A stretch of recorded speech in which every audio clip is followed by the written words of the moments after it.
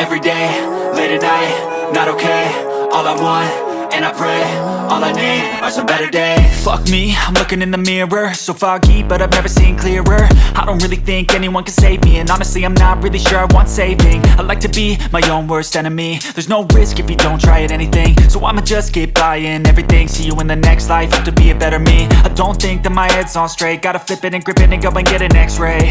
What's wrong with me? I just feel weight pushing on my chest and it squeezes till I suffocate. Better change my mindset, meditate. It's pretty cool that I'm alive and have better days. I could walk, see, hear, I should celebrate. Think I could change my mind, maybe elevate.